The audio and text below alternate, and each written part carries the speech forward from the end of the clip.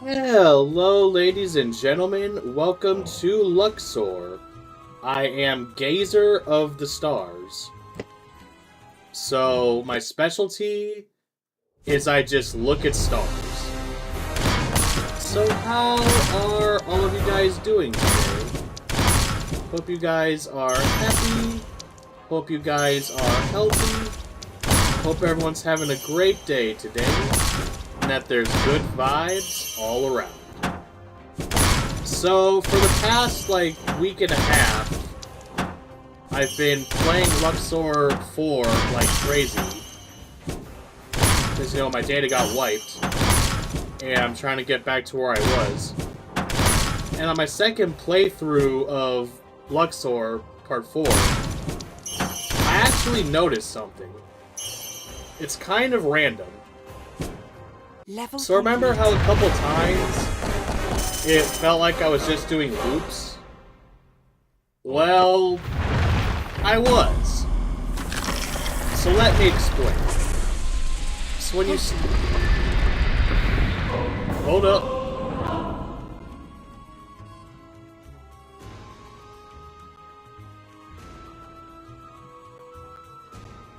Hotan.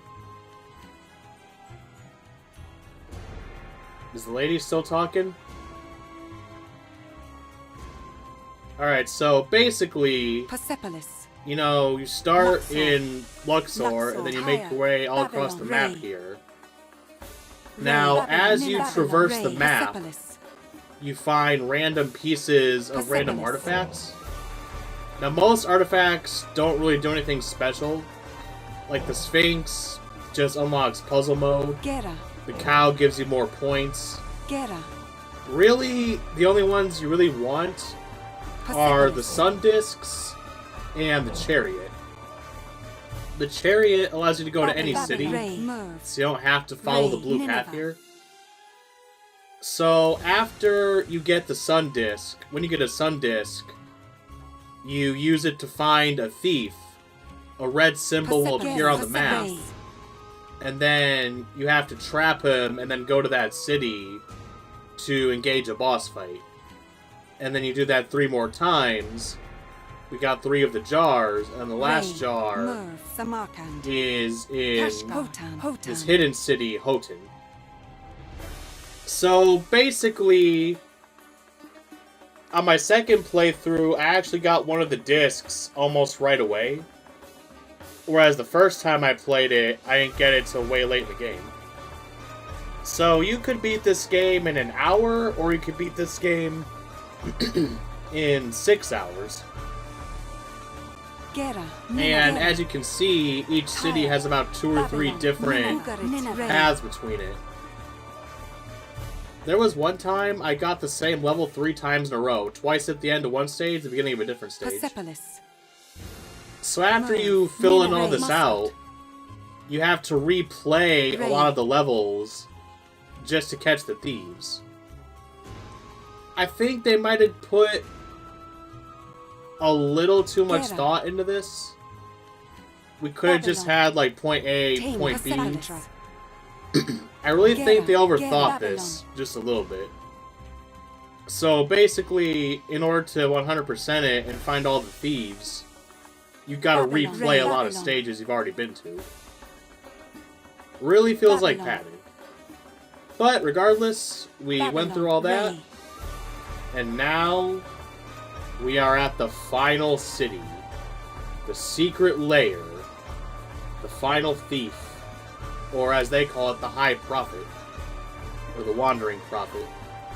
Hotan. They say it's a city... Oh, duh. I need the chariot. Your chariot? Wait, what? Your chariot cannot enter a city you have never visited. Persepolis. Whoa, whoa, whoa, whoa, whoa, whoa, whoa, macaroni. Whoa. You're telling me... Alright, hey kids, let's count the blue dots. So if I go from Ray to Merv to Bactra, Hotan, Kashgar, and then to Hotan. Bactra. I gotta play 1, 2, 3, 4, 5, 6, 7, 8, 9. So I gotta replay at least 9 levels in order to even get there. You could have just made more stages, you know that, right? So, Luxor 4, in a nutshell, what you do is you just keep replaying the same levels over and over again until you have enough artifacts and sun discs to complete the game. Okay. I want you to imagine if you were playing Super Mario Bros. And you just played the levels over and over again, but at random points, you would just get a piece of a statue, and once you got all the pieces of the statue, then you play the final world. But you have no idea when you're getting the statue pieces. It's just at complete random. And in the meantime, you just keep replaying levels that you've already done multiple times. Like, I've been all around this map about thrice. They're out of their mind. Persepolis. Well, you know, I had like an hour before I was going to go into work, and I thought we were going to wrap this up, but this is going to be a whole expedition. So, I guess I'm going to have to end this part of the video and make a whole another video another day. But it's just going to be a jump cut. Alright, everybody. Buckle up your seatbelts. Fasten in tightly. There's going to be a jump cut in about 3, 2, 1, and... So, this is a little embarrassing, but turns out you just take the chariot and you put it to the city next to Hotan, and then you're good. Okay, I jumped the gun a little bit. It was kind of an invalid crash out, but my point still stands about replaying a lot of the levels multiple times. Okay, here we go. Portal to the east. Why do we want to go to the east? There's nothing over there. The west is where it's at. The Wild West, you know, finding new land. We traveled west because there was nothing good in the east. Like, there's nothing over there. Alright, so I've also been upgrading a lot of the power-ups, so like slow down, fireball, those are all now a lot more powerful. I've really been saving up the coins buying those. Now that we got teal balls in the equation, so as I've stated multiple times before, every third match in a row is when you get a power-up. But the teal balls are where you get the color sword from. So it doesn't matter how bad in Luxor you're doing. Now, it is a little bit luck-based, but if you can just get your third match to be teal, then you just activate color sort and you keep abusing it. That is single-handedly the most broken power-up in video game history. It is right up there with the P-Wing from Mario Bros. 3.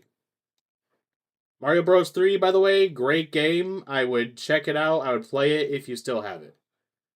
I think there's a Nintendo subscription where you can play old games. Anyway, back to Luxor here.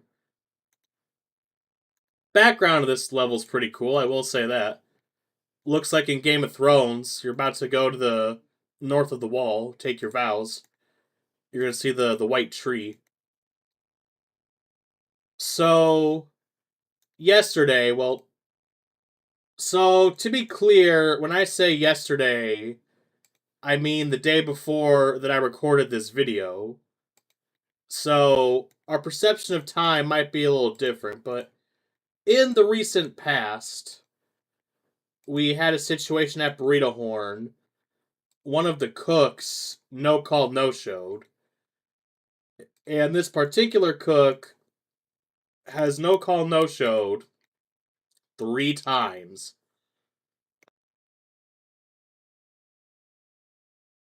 And 2 of those times were twice in a row. So no call no show twice in a row. And then a few days later, he did it a 3rd time. And he also just got on a lot of people's nerves. The second he was out the door, everyone would be like, yo, that guy, I swear to God, man. See, I think he's pretty much done. I would be very, very surprised if he was still there. If he is, then that kind of sets a precedent, like, hey, we'll do whatever we want and get away with it. So anyway, like I said, he wasn't there, which, honestly, not really surprised. So we were very, very short-staffed. It was me and my manager, and that was it. From midnight all the way to closing, which is 3 a.m., it was just us 2. Now, 3 people is already kind of a skeleton crew, but now you bring it down to 2 people, and we didn't stand a chance. Now, the good news was it was a Monday, so if it was 2 people on a Saturday or a Friday, that would be a whole different ballgame. That would be cruel and unusual. But thankfully, it was a Monday. However, that doesn't automatically mean you're in the clear, because Sunday's your best bet, because even in the summertime, Sunday's not that bad. The only time we really get busy Sundays are 3-day weekends during the school year, and all the teenagers come out of the woodwork and they want food at 1 in the morning, because they got the munchies. But it's a Monday and it's just us 2. And out of nowhere, we just start getting steamrolled. Now, there's this funny phenomenon where I work. The street that we're located on, in addition to our restaurant, there's also a Wendy's, a McDonald's, and a Starbucks. So, during the daytime, everybody's open, but we're the only late night place. We don't close till 3 a.m. or 4 a.m. on the weekends. The Starbucks closes the earliest. Starbucks closes early, but they open really early. So Starbucks closes at about 8 or 9 p.m. McDonald's closes about 10 or 11 p.m. And then Wendy's is the longest. They tap out, I want to say 11:30 or midnight. I really don't know. But they do that, and then it's just us to carry the burden. So around 12:30, I look at the street that we're located on. Now, during the daytime, if you see a car going down that street, you don't really have to worry, because they could be coming to our restaurant, but they could also be coming to Starbucks, McDonald's, Wendy's, maybe even the gas station. But once you get around midnight, 99% of the time, you see a car go down that street, and you know they're coming to our restaurant. The only thing that's past our restaurant, there's a hotel not too far from us. So occasionally you'll get lucky. You'll see a car drive down the street, and it turns out to be either going to the hotel or just down the road to who knows where. So, 12:30, I look out the drive-through window, and I see 1, 2, 3, 4, 5, and multiple cars, this whole caravan of automobiles coming down our street. And I'm like, oh, here we fucking go. So, About 30 seconds later, beep, will you be checking in using your rewards points? And at first, it's just a couple of normal orders. Nothing too out of the ordinary. And then we start getting the mobile orders. Mobile order for $50. Another mobile order for $50. $45. $47. I want this order. And for no reason, we just get smited. Now, I don't know how to make food. I tried once and it didn't go well. But I think I've already told that story. So you got one person taking orders and one person making food. And we got a whole drive-through full of cars. And back to back, we got these giant $50 orders. And my manager, she breaks down. She just starts crying. And I feel really bad. And it's really awkward because she's breaking down. And I'm just keeping a poker face like, you know what? I'm just going to stay out of the way. I'm just going to do my job. We're just going to get through it. And she pulls out her phone and starts texting, probably to get someone to come help. And eventually it gets to a point where we have to like pseudo close the restaurant. Finally, she reaches her limit and she starts sobbing and she snaps. And she's like, Matt, from here on out, we're not taking any more new orders. So I gotta be like, hey, sorry, we can't do any more orders. It's one cook and we got a line that's a mile long. So now we're having to turn people away. It sucks, but you gotta do what you gotta do. And the whole time, like, she's like really upset and I feel really bad. And I say, hey, do you want me to text somebody, like get someone to come help? She goes, no, Matt, I already did that. No one's coming. And nobody came and helped us.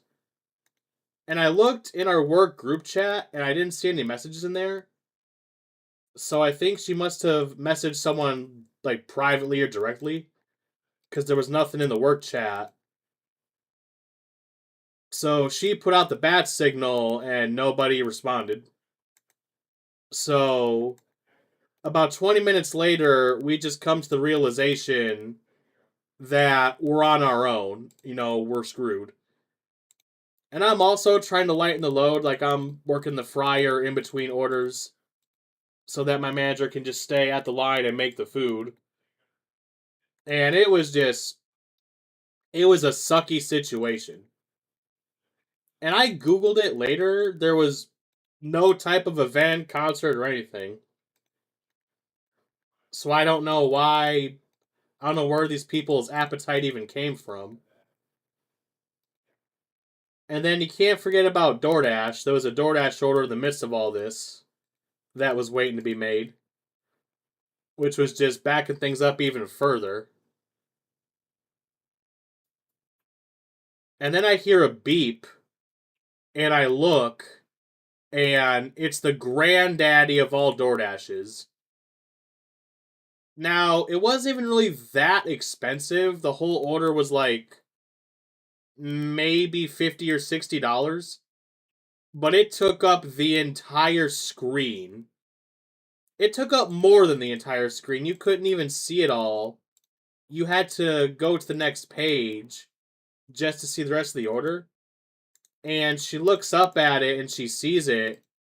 And she turns into Donkey Kong for a second and just starts slamming her fists down on the metal counter.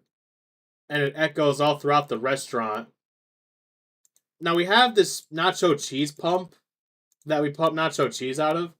Takes it and just yeets it across the restaurant and it falls on the floor. And you know what? Honestly, valid crash out. It sucked that that's how it played out.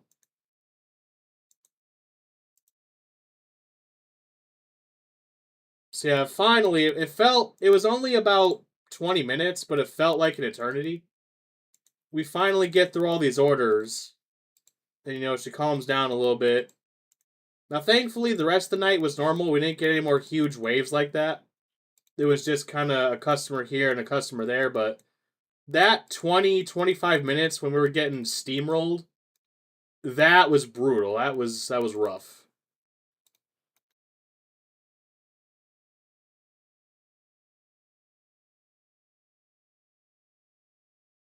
Yeah, it wasn't just that we got multiple cars, it's that each car wanted like $50.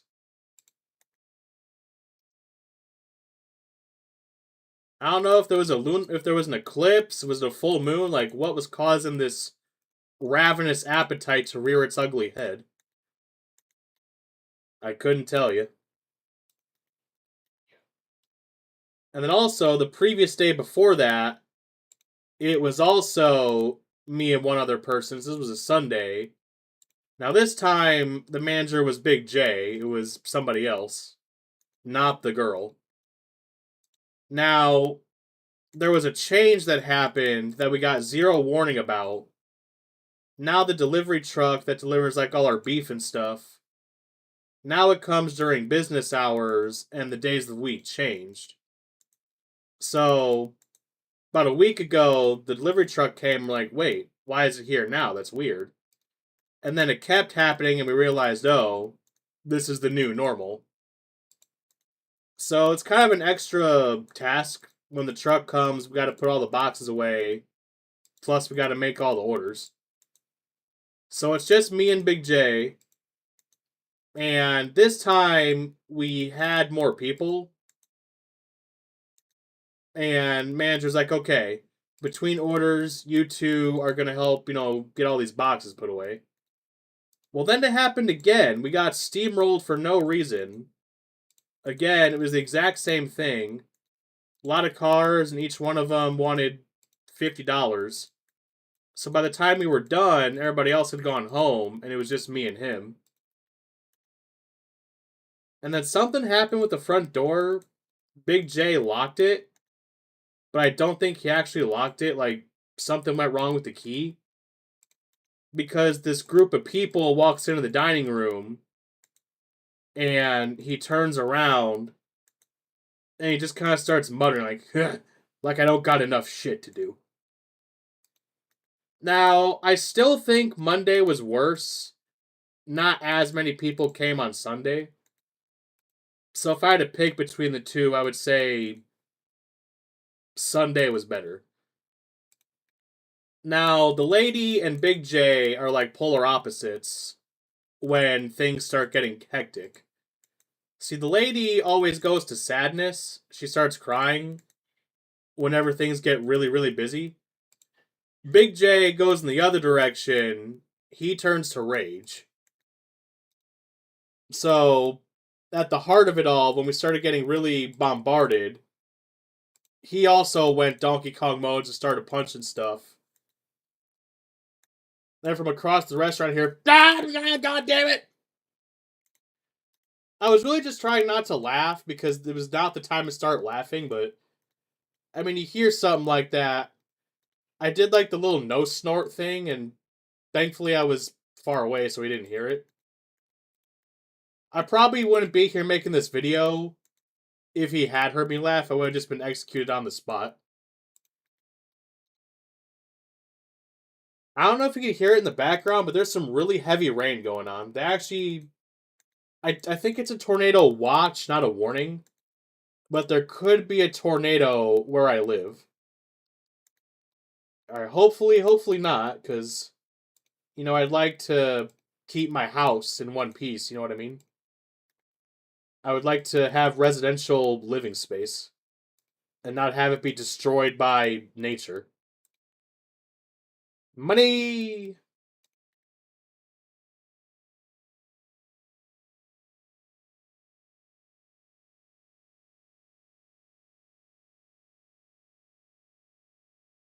Alright, think one more level or two more levels?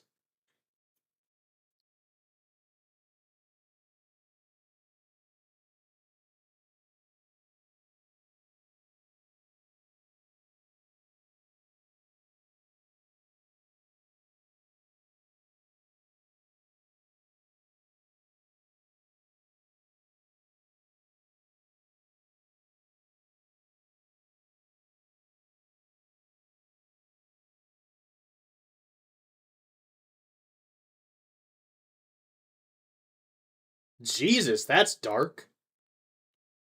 So yeah, that was the whole story. We're trying to return the jars to Nefertiti because this guy had them stolen. This is like Endgame. We brought the stones to Thanos. Okay, so in a battle like this, just make matches as much as you can. Get the green gem over to your green pyramid. Wait, both the pyramids look the same. Which one's mine?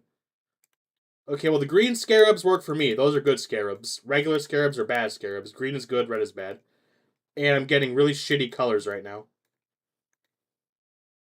And I believe you can also hit the enemy falcon, whatever it is, and disorient it for a second or two. But I find it more effective to just focus on balls. Alright. I just mash, honestly. I don't really have a strategy for it. Alright, get a combo in there. Give him a little number 1, number 2, number 3.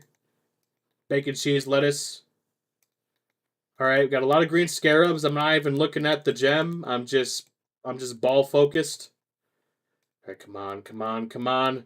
Let's get him, let's get him, let's get him, let's get him, let's get him. You're not gonna steal heaven away from anybody? Did we just beat the game? Or is there more? Let's see.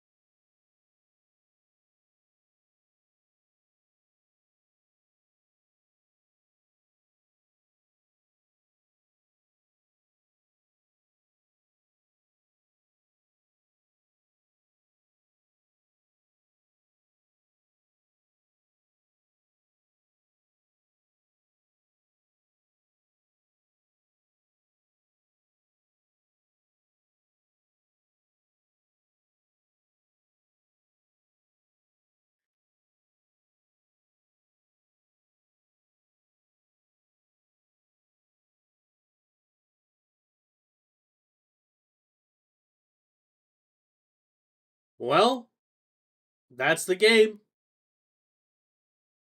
That is game, set, match, and point. Randy Varnell, thank you. Squirrel? Who knew a squirrel could program? Chuck Lee? Well, Chuck Lee sounds like a magical elf. Alright, who else we got here? Somatone? Somatone is either a famous wrestler or a name of a medicine. Alright, who else we got? Emily Jordan? Ron Dimmitt?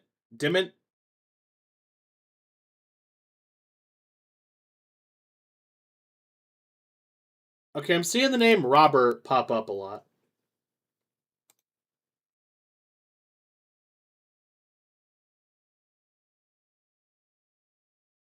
Well, that's Luxor 4. So, before I end the video, I guess I'll give a little conclusion on my thoughts on the 4th game. So, just as a brief recap, Luxor 4, they kind of deviate a little bit from the old, Set's evil, we gotta stop him. They did mention him at the very end, but basically, Thotin, I guess, is the villain in this one. He sent these thieves along the Silk Road to steal these canopic jars so that Nefertiti couldn't go to the afterlife, and instead he would go to heaven instead, and she would stay on Earth. So he basically wanted to, steal her spot on the heaven bus. And thankfully we were here to put a stop to that. Now, I think there were some great additions to Luxor Quest for the Afterlife. You get the pun for the Afterlife. But anyway, the slight change in the storyline was actually pretty cool. That almost sounds like a movie plot. I'm what's the guy's name? I'm really blanking on the name here, but the Taken guy, Liam Neeson. That or another action star, I could see him like a movie set in Egypt going across the continent, trying to catch these thieves, catch the jars, and then you could have like a mummy thing going on. So the different story I appreciated. And the gameplay itself, they added another mode, Scarab Swarm, where they were faster, but the segments were a lot shorter. I thought that was a cool, innovative thing to do. The battles, even though honestly for the battles I just spammed, but I thought that was another good addition. One thing I will say is the level selection. There were some stages where they would repeat the same levels in stages back to back. And even within a single city, I once played the same level 3 times. It was twice at the end of one city, and in the beginning of a different city, it popped up again. It kind of felt like they were recycling levels a little too much. They either needed less cities or just a few more level designs, and they needed to like shuffle them a little bit more. They needed to take this playlist and hit shuffle because I felt like I was seeing the same levels over and over again. Also, the whole thing with, exploring the map and finding the artifacts, I think that was a good idea on paper, but in practice, if you don't find everything you need when you beat all the cities, you're going to end up just kind of playing the same stuff repeatedly until you get the chariot or until you get all of the sun discs. Like, I feel like they should have stuck to what the other Luxors did, like have the beginning of the game and have the end of the game, and just unlock the piece of the artifact as you play. I felt like that would have worked a little better. Also, I do like the graphic update. This does look a little crisper than Luxor 3. Luxor 3 could be a little dull sometimes in terms of graphics, like it looked dark. This one, like it brightened things up, and it just looked more polished, looked more clean. So I think overall, I think this one and Luxor 3 are about the same because Luxor 4 does have that kind of frustrating aspect of, repeating levels. Luxor 3 did a better job kind of shuffling everything. But I also do appreciate that they try to incorporate new stuff in there. Alright, now we do still have insane difficulty to try out.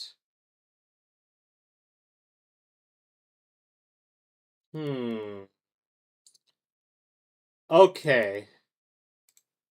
Now, can I change... Whoa. Can I change the difficulty within the campaign that I already started?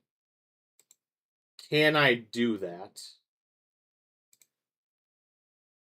It doesn't look like I can. So what I'm going to do is I'm going to replay this one more time, but we're going to do it on insane difficulty, just like we did with Luxor 3. And then we're going to move on to part 5. It really sucks that we can't play the first two because those were classics. It really kind of bites.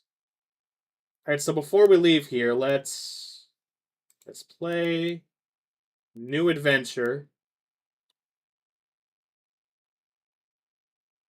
I understand that I will lose it.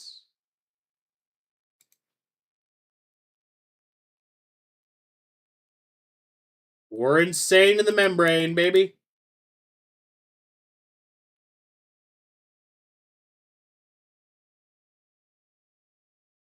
Well, so next time we're going to do this all again on insane difficulty. Alright, I've blabbered on enough. Thank you all for watching. I hope you enjoyed the video. And everybody, just do me a little favor. Have yourselves a great day.